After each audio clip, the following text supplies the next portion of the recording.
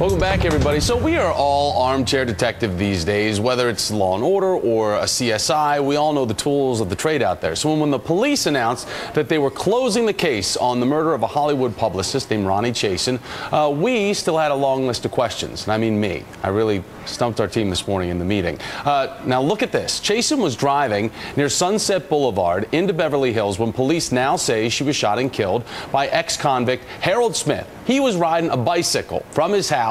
His house is 6 miles away. You following along?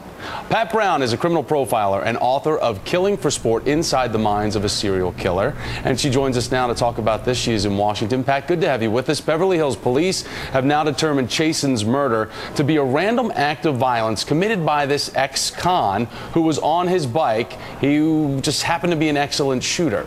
So do you think they have the right guy here?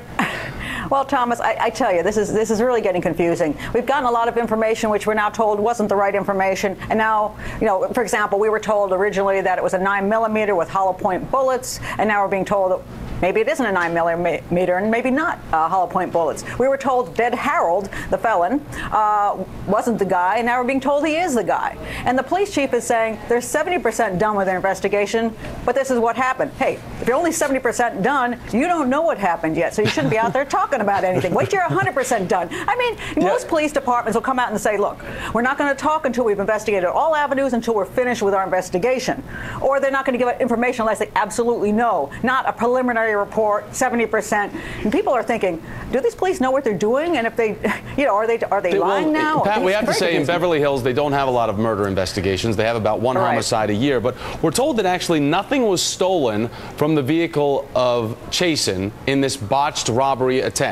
So we've got a man on a bike after 12 o'clock on a Monday night in Beverly Hills riding his bike with a gun, bicycling up next to a woman's Mercedes and shoots her, and then there are no shells on the ground, and then there's nothing stolen from her car. Yeah, well, that's what makes us all go, huh? Really? I mean, could this be a botched robbery? It's absolutely possible. Harold seems to be, he's a bit out there. He was talking a bunch of crap. He's a little weird. He killed himself. So it's possible. We always have a stupid criminal out there doing really stupid things. So could it be true? Yes, it could. But I'm not really buying it at this point, and it doesn't really make a lot of sense to me how this all went down. And if there really were hollow points involved and there were shell casings, it doesn't make sense to me that Harold messes up the robbery and doesn't bother to go after the person, but let me though stop and pick up all my hollow points off of the pavement. I mean, that doesn't really work for me. So I think I'd like to know what the real information is on this case, what the real evidence is, and I'm hoping we're going to get it and not just have this shut down as the easiest way out of a case we don't know what's going on. And Pat, just to remind everybody that they originally got the tip to investigate this guy off of America's Most Wanted because they profiled the case,